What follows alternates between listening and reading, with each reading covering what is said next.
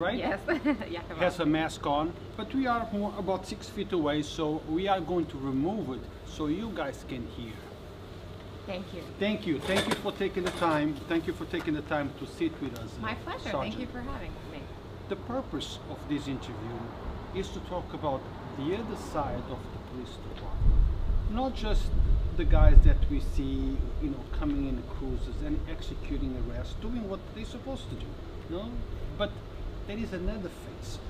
There is the outreach program. That is the prevention. So that's why we invited you, and you took the time to sit down with us. Yeah, thank you. Tell us, what is your department? So I am a sergeant currently assigned to the Community Affairs Division of the Yonkers Police Department.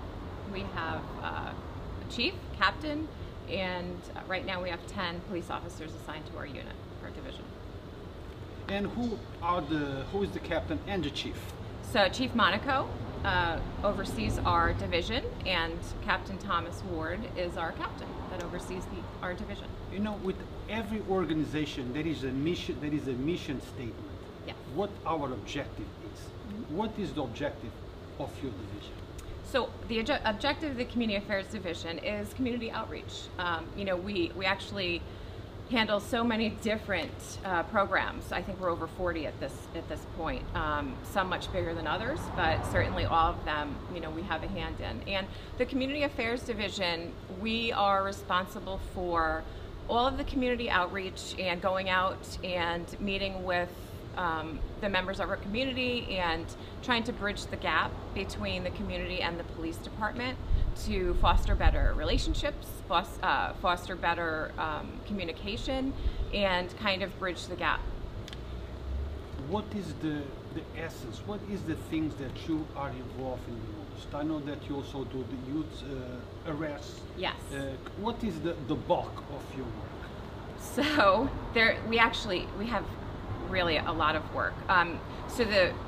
Before we get into the community stuff, the Community Affairs Division is responsible for overseeing and monitoring all of the sex offenders in the city. We are responsible for investigating the missing persons in the city, and our biggest job is we handle the arrest processing with the assistance of the Detective Division and Patrol of all youth arrests in the city.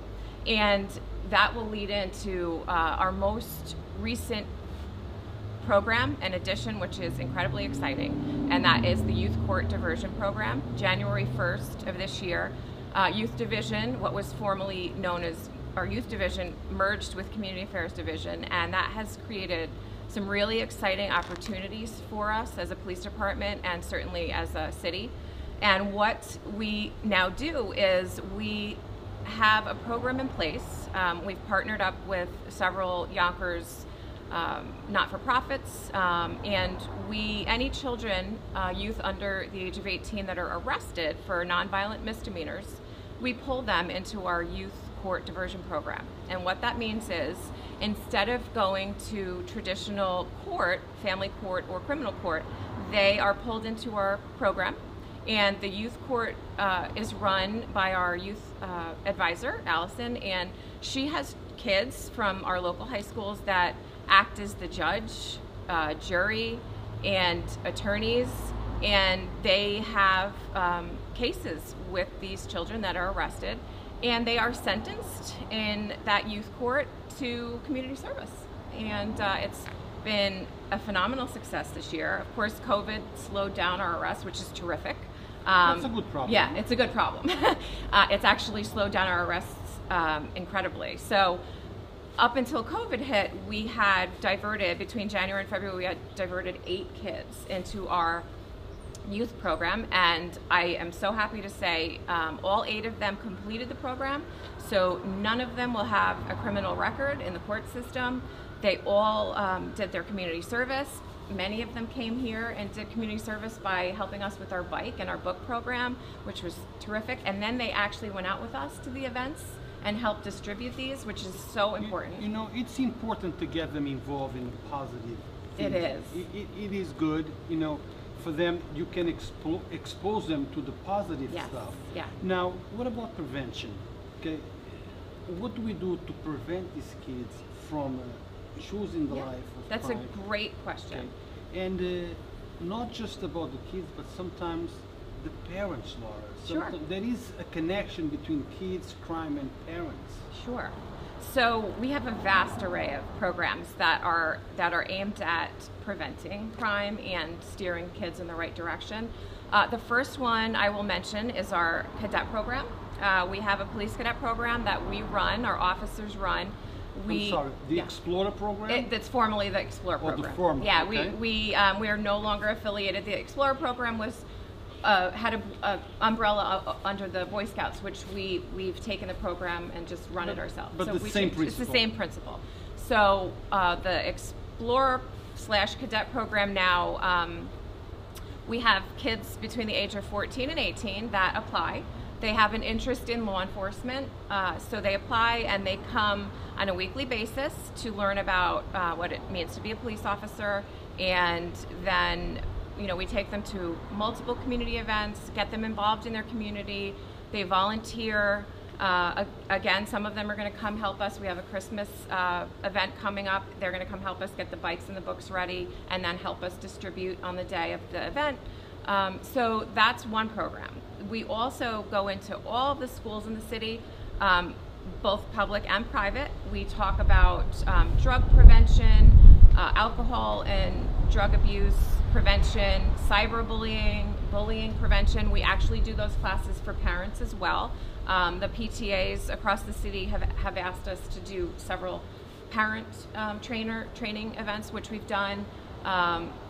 So we also do, if there's crime patterns throughout the city, we'll go into schools and we'll address the kids and talk about robbery prevention, or gang prevention and that kind of stuff.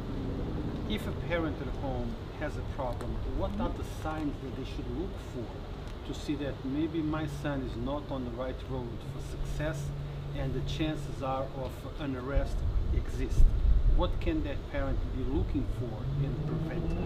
There is a number to call. Yeah, so we actually, our youth advisor is terrific, and she's been doing this actively. She joined us January 1st as well, and her name is Allison Light, and you can call our office and just ask for her information. She has a cell phone, which I don't have memorized right now.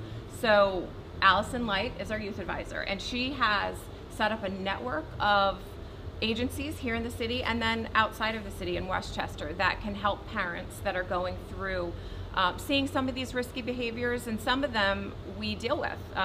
Kids that go missing, kids that get arrested for things, or if their parents find drugs in their bags, or they're otherwise having risky behaviors, hanging out with people that maybe are worrying to the parents, and the kids are just not listening and they need some assistance. We can certainly help with that. Yeah, Sergeant, I'm going to say something to my audience, but you have more experience on the field than I do. So if I say something that is not correct, please correct me. Sure. I strongly believe in preventive than reactive. Okay? I think it's always best to keep an eye on your son or your daughter to make sure that they are on the right track. Things can be resolved if you catch it at the very early stage. So don't wait for the child to be arrested or police to be involved in order to take action. Keep an eye. So be preventive of things that might go wrong. That's true, and know that there are agencies that can help you, and we're certainly one of them. So yeah, for sure. Now, Sergeant, I have seen you at many events. Yes. The HEART program that we have there. Let's talk a little bit about the HEART program. So the HEART program is actually run by Captain Ward. So what the HEART program is, it started several years ago. And it started in reaction to the explosion in heroin and opioid abuse that we're seeing not only here in Yonkers, but across the nation. So we actively follow overdose jobs and or calls that we can follow up on. And what happens is Captain Ward will put together a list, and he will actually go out and knock on these people's doors with other agencies. We work with Empress, and we work with one of the local rehabs. So they all go out together, and they have staged what's like an intervention with these individuals and kind of offer them help and support. And sometimes they're willing to take it, and sometimes we have to go back a couple times. So that's what the HEART program is. And we also go down into Getty Square. You know, we talk to the homeless and you know, offer services where we can. Do we have enough services that are able to handle with the explosion of the opioid in our area? Well, I think everybody's trying their best. I don't think you can ever have enough services. Never, exactly. I don't think you can ever have enough. But I think we're doing our best, and we're certainly out there. You know, unfortunately, in a lot of these cases, the person has to be ready for help, and you know, when we're seeing them, that may not necessarily be the time that they're ready. So we keep trying. You keep trying. We keep trying. You know, Mother Teresa, I don't know how you see Mother Teresa, but she said something once, many years ago. If you cannot help 100 people, help one. That's absolutely my philosophy. That's yours? Absolutely. Help one. If it's one, and there's been some magnificent ones in my career that I'm very proud of. Any particular story you want to share? Probably so many. There's two that you may be familiar with. Two of actually multiple. Our cadets. Okay. Some of our cadets have turned into family to me, and I'm immensely proud of them.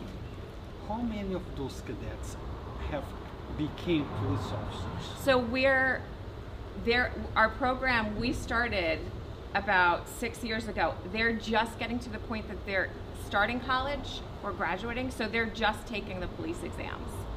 So we're there. So the two twins are taking next year's, and then we have one that is on the list of several lists. So guys, that's a great program. Actually, I covered the story here with Lieutenant Dean, yes. I think 2 or 3 years ago, and I met a whole bunch of those young guys. It's a great program. It is. Sometimes kids get involved in things that we are not too proud of because of the people they associate themselves with. That's right. Okay, and if your child is on this program, guess what? All those kids that they are there with him are on the right track. That's right. So, you know, discipline, focus, learn that you achieve things by hard work is important. Nothing that comes easy, you know, sometimes it is not worthwhile. That's right, and I have to brag, our officers that run the program are phenomenal human beings. So the children that are involved in the program have these strong mentors as well, that it's just a terrific opportunity for them and for us, because that's really what we're here for. But you know, when you succeed, we succeed. That's right. You know, that's right. When you do good and when you connect with the youth in Yonkers and you take them off from a life that maybe wouldn't be too good to talk about, yeah. And they become someone in life, they become successful in life. Right. They succeed, you succeed, the community succeeds. That's right. Okay. That's what we're aiming for. Yeah, and maybe they can pass that on to other generations after that. That's right, and I'm sure they will. I'm sure they will. For a second, let's talk about some other program. Stop and Shake. Stop and Shake, for example. My good friend, that's right. Hector. Hi, Hector. And if I don't, Hector is watching. I know. He's waiting, because if I don't talk about the Stop and Shake, I'm getting a call. Hector, we talk about Stop and Shake. Great program. It is. It sure is. Yeah, I remember when I went to cover that very first, launch of the Stop and Shake at the YMCA. Sure. Yep. Okay. That was what? How many years ago? Oh. Hector, forgive me, is it 5? 5? It's got to be 5, 4 or 5 years ago at least, yeah. Yes, and I've seen, the events. Let's talk a little bit about the Stop and Shake. Has it reached its purpose? Do we have data that can say, look, this happened because of Stop and Shake? How is it, Laura? So the Stop and Shake program has been terrific. The great thing about it is it raised an awareness, not only here in Yonkers, but nationwide. I mean, Hector's taken this, to other states. Texas, I know he went, and other communities locally. So it's been really important because it started the conversation, and I think that's the most important part. Correct. It started the conversation about fostering a better interactive relationship between the police officers and the community, and it really made us stop and think about how we can change, our programs to be more interactive with the public, and also, we bring it to our patrol officers and just make them aware, to when you're out on the street, don't necessarily stay in your car, kind of get out and say hi to people, and kind of take that barrier away. Exactly. Yeah. I remember our today's commissioner, John Mueller, was a captain back then. Yes, he was. And I remember being in a meeting with him at the 3rd precinct by the high school. I always confuse 3rd and 4th. 4th precinct. He 4th was precinct. the captain In the 4th precinct. So he has been a foundation for the Stop and Shake. A person, for what I see now, with a vision. He does have a vision. He did have a vision back then, and now he's having a chance to implement that vision. He is, yes. So if somebody wants to get to know a police officer, let's say he has a problem with the police officer, there is a little friction with this one or that one, would it be okay to approach who and say, look? So that's actually, you just segued right into several of the 2 new programs that we have as a direct result of the commissioner, which is the 311 program and the victim outreach program. So along with Allison doing the youth outreach, Allison Light, she helps us with our victim outreach. And we have officers that in the Community Affairs Division that do 311 follow-up. So if you have kind of maybe don't need to call 911, but you have a complicated situation that you're not really sure how to address, you can call our office and you can speak to me, you can speak to Allison, and we will direct you. Sometimes there's questions about court, about orders of protection, or just a complicated situation you may be in and not know how to handle. And so now we have dedicated victim outreach in our office and a dedicated 311, which is a response car. So if I get, we launched that response car in August, and I think we're up to about 9 jobs, and a lot of them involve perhaps a nuisance animal in the neighborhood. If there's, a dog that's not being properly cared for or that's left outside all day, that's, an issue. People don't really want to call 911. They don't really know what to do. So we kind of help resolve situations like that. And what is that number? You call Community Affairs Division. So 377-7375, or you can call the Youth Division, which is 377-7299. Yep. Now, Sergeant, I'm looking around our scenario here. Yeah. And I see so many bikes. Yes.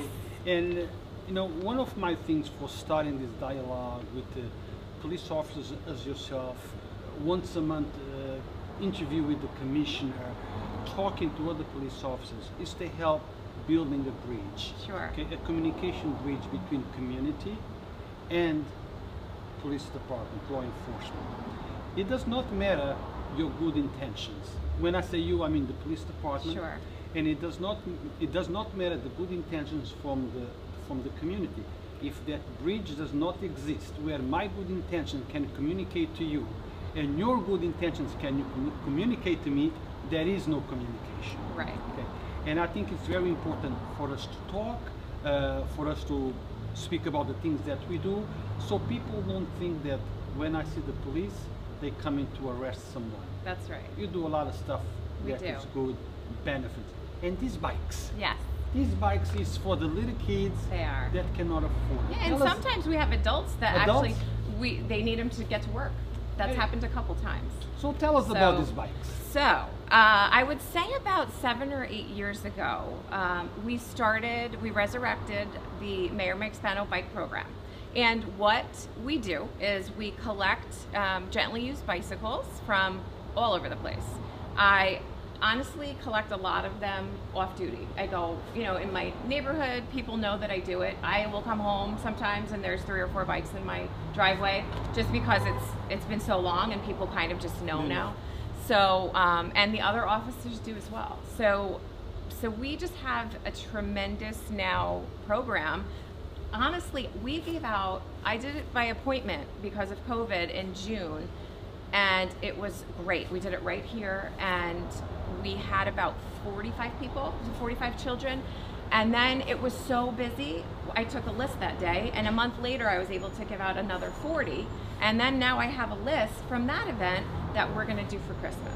So this year alone, even with COVID, we've given out about 100 bicycles, and I expect, so, and then in the last couple months, we've had so many donated, so we're just getting them right back out. It's been terrific. So guys, if you have a bike that you no longer use, I don't suggest you drop it off at Sergeant Laura's house. No.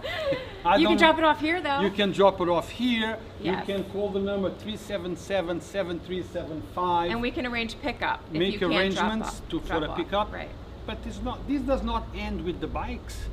They also collect books. We do. And books is food for the brain. It sure is. Kids need to read. It does. So tell us about the books. So that's one of my favorite programs. So, little personal story. I grew up, you know, we didn't have a lot. I grew up on a farm. We didn't have a lot. And I was a voracious reader. And I vividly remember, and I tell this story because people ask why I do this. I vividly remember when I was about 10 years old, one of my aunts asked me what I wanted for my birthday, and I asked her for books. And I'll never forget it. I got a shirt box full of brand new books. And I really realize and understand that books are a luxury. Books are a luxury that many families that we serve cannot afford. Books are very expensive. Even the slimmest chapter book is $7 or $8. $7 or $8 is 2 gallons of milk. So it's not something that a lot of people can afford. And so about 5 years ago, I do this anyway, and people know that I collect things for children, and so I started getting a lot of books. And we also do the Reading Buddies program with the JCY, the Riverfront Library. So we were there reading with their 400 participants. They have 400 to 500 children every summer come in for the program. And a light bulb went off, and that was how this started. I went out within 3 days and collected probably 40 boxes of books, children's books, and we gave them away at the last day. And we have now done that every year at that specific event, but now it's actually ballooned. I saw you yesterday. I was thrilled. We gave about 35 boxes of children's books out yesterday. Nice. At the Thanksgiving food giveaway. And I work with all of the schools in the city, particularly the underserved, you know, that have the kids that really don't have much.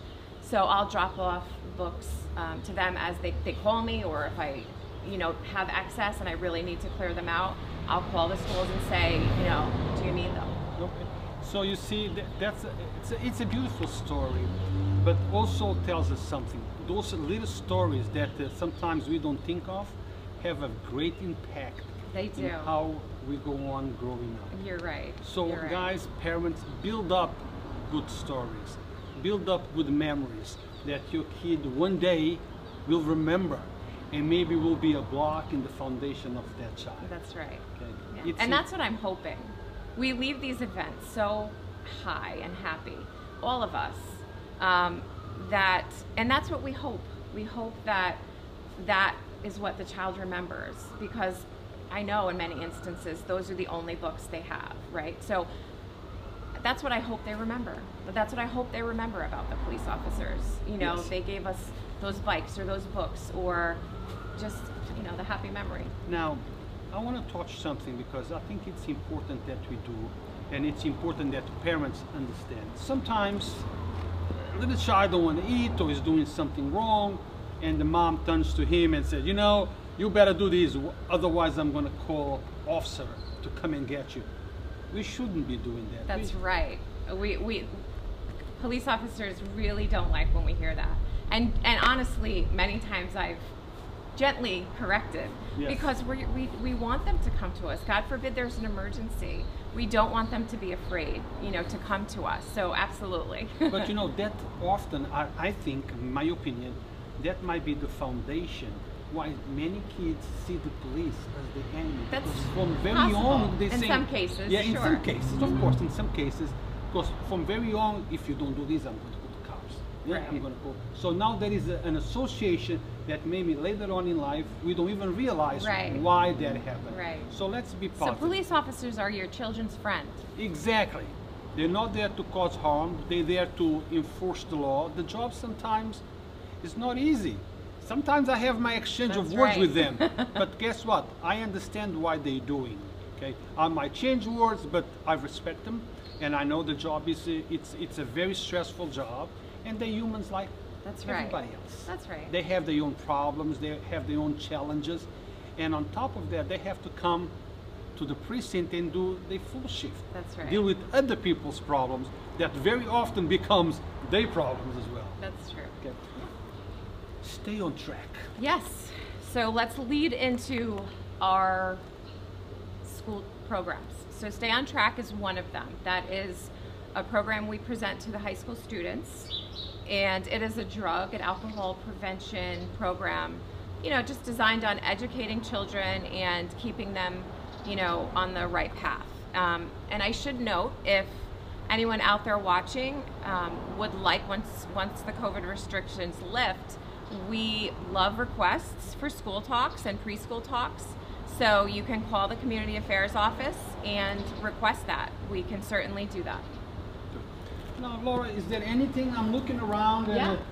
So there's a couple, well, there's quite a few other things, but one of our most popular programs is our child safety seat installation program. So we, on average, every year install between 100 and 150 car seats. This year it's been a little less because of COVID, but we are certified. We have, right now we have 4 certified car seat technicians.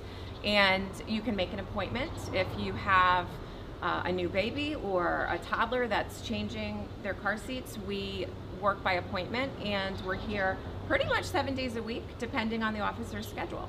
Okay. Yeah. And guys, since we talk about the car seats, don't forget that new law. Even in the rear, Car seat belts. You gotta wear your seat belt. That's right. Okay. That's right. Safety first. That's right. So one of the other big jobs that we have that we're responsible for is police recruitment. And we give our exam. The city gives the exam every 4 years, and the Community Affairs Division is charged with the recruitment drive. So we actually are starting next year. We're actually in the planning stages right now, but just so everybody keeps it in mind, it's a phenomenal career with so many benefits, and we will have our test the end of next year. I believe it's probably going to be September, but it's not dated yet. But you should look for the recruitment advertising probably starting sometime in May or June of next year. And our office, again, is the number that you would call if you wanted more information on that. And guys, don't forget, become the change that you want to see. That's right. Okay? That's right. Very often, be the change. Be the change. Very often we say, oh, there's not enough blacks in the police department, or Latinos. Well, there will never be enough blacks and Latinos unless you apply for it, unless you become the officer. And read, because it's a very reading literacy based test. Exactly. And it's important that you have strong reading skills. So read. And don't forget, you know, some people also say, oh, it's $100, it's a lot of money. You know, we don't have it. Guess what, guys? Try to find reasons why to do it, because when we want to go to a party or a concert, we find the money no matter where. And I will say there is a waiver if you receive social service. There is a waiver, and that being said, also it's $100 investment in $1 million career. Exactly. Yeah. No brainer, guys. It's a no brainer. It is. You know, becoming a police officer in any municipality, it's a goddamn good career. It's a terrific career. It's a terrific career. It's a blessing, and I mean I actually said it today. I come to work loving what I do every day, and we just can't. You know, we're so lucky. We're so grateful. Sergeant, why did you become a police officer? So I actually went to school for journalism, believe it or not, and when I did my internship, I hated it. Is that right? Yeah, it was very hard for me to ask the hard questions when people are at, very tough time in their life. And that was very eye-opening. And I was very fortunate. I worked my way through college, and my boss, her husband, was a police officer. So, and I was actually an EMT at the time. So she said, I bet you would love being a police officer. That was my light bulb moment.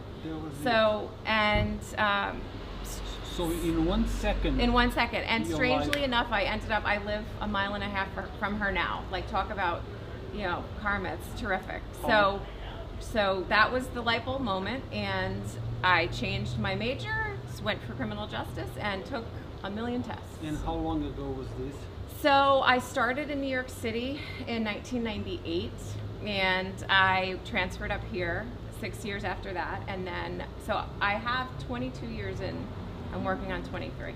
So, see, that's a kind of a bittersweet thing. So you about to be retired? No. Oh, okay. I have a 9-year-old daughter and a 12-year-old son. Okay, so we have many more years. We do. Of you serving your We well. do. Thank you for your service. It took me 20 years to take my first promotion exam, but but you did it. I did it. You did it. Yeah. Anything else we should be talking about? Anything that you can help me with? So one thing I would love to mention, we are this year, because of COVID, the toy drives, even here within our city, are pretty restricted. So they have to be by appointment, where in the past, you know, the Y would have this amazing event and hundreds and hundreds, if not thousands, of kids. And we can't do that. So Community Affairs, the Community Affairs Division is picking up some of the slack. We are running a giveaway by appointment, much like our bike giveaways were this year. And we are going to be collecting more bikes, books, and toys. We're adding toys. So we're going to have an event a couple weeks into December for families that maybe could use a little help. Pre-selected families? Yeah. So pre-selected based on, we're going to touch base with our city agencies, municipal housing, the schools, because they kind of know who needs a little help.